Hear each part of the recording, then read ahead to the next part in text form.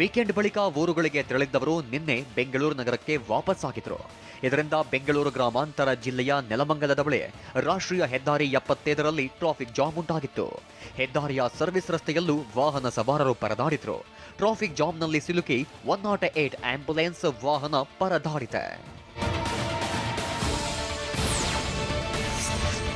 ಬೆಂಗಳೂರು ಗ್ರಾಮಾಂತರ ಜಿಲ್ಲೆಯ ದೊಡ್ಡಬಳ್ಳಾಪುರದಲ್ಲಿ ಶೋಭಾಯಾತ್ರೆ ನಡೆಸಲಾಯಿತು. ಭಗತ್ ಸಿಂಗ್ ಕ್ರೀಡಾಂಗಣದಿಂದ ಬಜರಂಗ ದಳದಿಂದ ಶೋಭಾಯಾತ್ರೆಗೆ ಬಿಜೆಪಿ ಯುವ ಮೋರ್ಚಾ ರಾಜ್ಯಾಧ್ಯಕ್ಷ ಧೀರಜ್ ಚಾಲನೆ ನೀಡಿದ್ರು. ಶ್ರೀರಾಮು, ಆಂಜನೇಯ ಹಾಗೂ ಭುವನೇಶ್ವರಿ ತಾಯಿಯ ಫೋಟೋ ಮೆರವಣಿಗೆ ಮಾಡಲಾಯಿತು. ಯಾತ್ರೆ ಮುಗಿದ ನಂತರ ರಾತ್ರಿ ರಾವಣನ ಪ್ರತಿಕೃತ ದಹಿಸಲಾಯಿತು. ಉಡುಪಿ ಚಿಕ್ಕಮಗಳೂರು ಕ್ಷೇತ್ರದ ಬಿಜೆಪಿ ಸಂಸದ ಕೋಟಾ ಶ್ರೀನಿವಾಸ ಪೂಜಾರಿ ತಾಯಿ ಲಚ್ಚಿ ಪೂಜಾರ್ತಿ ನಿಧನರಾಗಿದ್ದಾರೆ.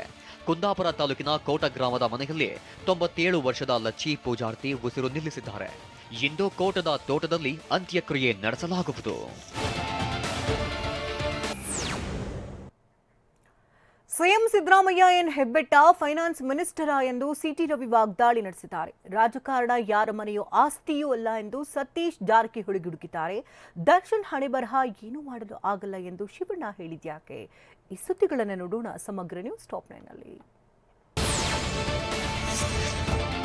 ಸಿಎಂ ಆದೇಶ ಇಲ್ಲದೆ ಹುಲ್ಲುಕಡ್ಡಿಯೂ ಅಲುಗಾಡುವುದಿಲ್ಲ ಅಂತ ಪರಿಷತ್ ಬಿಜೆಪಿ ಸದಸ್ಯ ಸಿಟಿ ರವಿ ವಾಗ್ದಾಳಿ ನಡೆಸಿದ್ದಾರೆ. ಮೈಸೂರಲ್ಲಿ ಮಾತನಾಡಿದ ಅವರು, ಸಿಎಂ ಸಿದ್ದರಾಮಯ್ಯ ಏನ್ ಹೆಬ್ಬೆಟ್ಟ ಫೈನಾನ್ಸ್ ಮಿನಿಸ್ಟರ್, ಆ ಖ್ಯಾತಿ ಇರುವ ಇಲಾಖೆಯಿಂದಲೇ ಸಾಲು ಸಾಲು ಹಗರಣ ನಡೆದಿದೆ. ಗೊತ್ತಿದ್ದು ಮಾಡಿದ್ದರೆ ಸಿದ್ದರಾಮಯ್ಯ ಭ್ರಷ್ಟಾಚಾರಿ ಅಂತ ಕಿಡಿಕಾರಿದ್ದಾರೆ. ಮತ್ತೇನು ಮುಖ್ಯಮಂತ್ರಿ ಏನು ಹೆಬ್ಬೆಟ್ನವರ?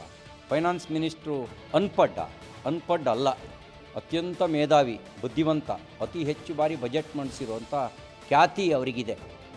ಆ ಖ್ಯಾತಿ ಇರೋ ಸಂದರ್ಭದಲ್ಲೇ ಅವ್ರ ಹಣಕಾಸು ಇಲಾಖೆಯಲ್ಲಿ ಈ ಥರ ಸಾಲು ಸಾಲು ಹಗರಣಗಳು ನಡೀತವೆ ಅಂದರೆ, ಮೈಸೂರಿನಲ್ಲೇ ಹಗರಣ ಅಂತಂದರೆ, ಮುಖ್ಯಮಂತ್ರಿಗಳ ಕೃಪಾ ಕಟಾಕ್ಷ ಇಲ್ಲದೆ ಕಾಂಗ್ರೆಸ್ ಅಧಿಕಾರದಲ್ಲಿದ್ದಾಗ ಅವ್ರ ತವರು ಜಿಲ್ಲೆಯಲ್ಲಿ ಹಗರಣ ಮಾಡೋಕ್ಕೆ ಯಾರಿಗಾರ ಸಾಧ್ಯ ಇದೆಯಾ? ಹಾಗೇನಾರು ಸಾಧ್ಯ ಇದೆಯಾ?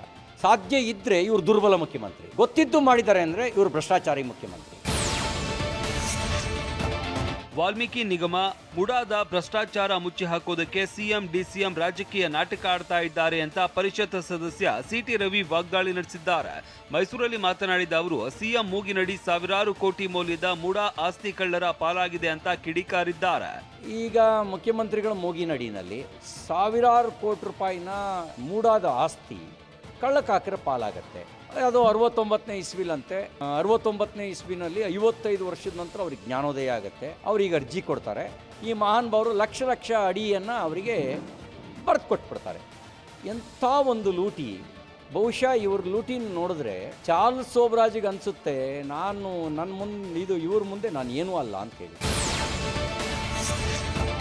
ಸಚಿವರ ನಡುವೆ ಏನಾಗುತ್ತೆ ಅನ್ನೋದನ್ನ ಸಲೀಂ ಅಹಮದ್ ತಿಳಿದುಕೊಳ್ಳಲಿ ಅಂತ ಸಂಸದ ಬಸವರಾಜ ಬೊಮ್ಮಾಯಿ ತಿರುಗೇಟು ನೀಡಿದ್ದಾರೆ.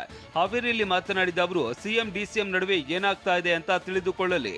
ಎಲ್ಲ ಗೊತ್ತಿದ್ದು ಹೇಳ್ತಿದ್ದಾರೋ ಅವರ ಗಮನಕ್ಕೆ ಬಂದಿಲ್ಲವೋ ಗೊತ್ತಿಲ್ಲ. ಎಂಎಲ್ಸಿ ಸಲೀಂ ಅಹಮದ್ ಬಗ್ಗೆ ಕನಿಕರ ಬರುತ್ತೆ ಅಂತ ಹೇಳಿದ್ದಾರೆ.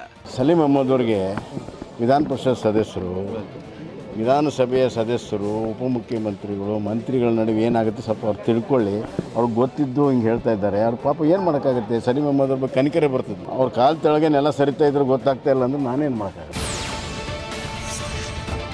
ರಾಜಕಾರಣ ಯಾರ ಮನೆಯ ಆಸ್ತಿಯೂ ಅಲ್ಲ ಅಂತ ಸಚಿವ ಸತೀಶ್ ಜಾರಕಿಹೊಳಿ ವಾಗ್ದಾಳಿ ನಡೆಸಿದ್ದಾರೆ. ಬೆಳಗಾವಿಯಲ್ಲಿ ಮಾತನಾಡಿದ ಅವರು, ಎಚ್ಡಿಡಿ ಬಿಎಸ್ವೈ ಸಿದ್ದರಾಮಯ್ಯ ಎಷ್ಟು ಜನರನ್ನ ಬೆಳೆಸಿದ್ರು, ಬೆಳೆದ ನಂತರ ನಾಯಕರನ್ನೇ ಬೈತಾರೆ. ನಾನು ಬೇಟೆಗಾಗಿ ಕಾಯ್ತೀನಿ ಅಂತಂದ್ರು.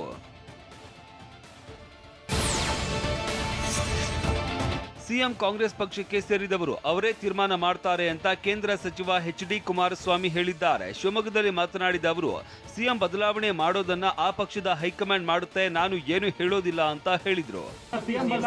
ಅದೆಲ್ಲ ನಮ್ಮ ಪಕ್ಷಕ್ಕೆ ಸೇರಿಲ್ಲ, ಅದು ರಾಜ್ಯ ಸರ್ಕಾರ ಕಾಂಗ್ರೆಸ್ ಪಕ್ಷಕ್ಕೆ ಸೇರಿರ್ತಕ್ಕಂಥದ್ದು, ಅವ್ರು ತೀರ್ಮಾನ ಮಾಡ್ತಾರೆ. ವಿಐಎಸ್ಎಲ್ ಕಾರ್ಖಾನೆ ಉಳಿಸುವ ನಿಟ್ಟಿನಲ್ಲಿ ಚಿಂತನೆ ಮಾಡ್ತೇವೆ ಅಂತ ಕೇಂದ್ರ ಉಕ್ಕು ಸಚಿವ ಎಚ್ಡಿ ಕುಮಾರಸ್ವಾಮಿ ಭರವಸೆ ನೀಡಿದ್ದಾರೆ.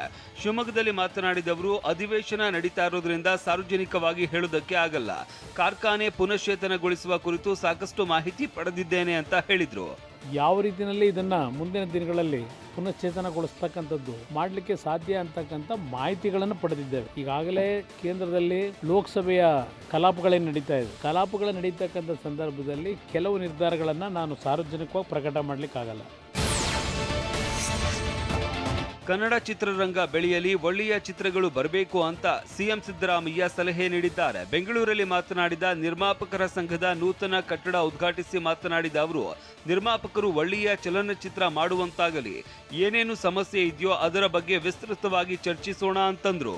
ಬಹಳ ಕಷ್ಟದ ದಿನಗಳಿದ್ರೂ ಕೂಡ ಚಲನಚಿತ್ರ ನಿರ್ಮಾಣಗಳನ್ನು ಮಾಡ್ತಾ ಇದ್ದಾರೆ. ನಾನು ಎಲ್ಲ ನಿರ್ಮಾಪಕರಿಗೆ ಈ ಸಂದರ್ಭದಲ್ಲಿ ಧನ್ಯವಾದಗಳನ್ನು ಹೇಳ್ತಾ ಇದ್ದೇನೆ. ನಾನು ಕನ್ನಡ ಚಲನಚಿತ್ರಗಳ ಬೆಳವಣಿಗೆಗೆ ನಮ್ಮ ಸರ್ಕಾರ ಎಲ್ಲ ರೀತಿಯ ಸಹಾಯವನ್ನು ಮಾಡ್ತಾ ಇದ್ದೀವಿ.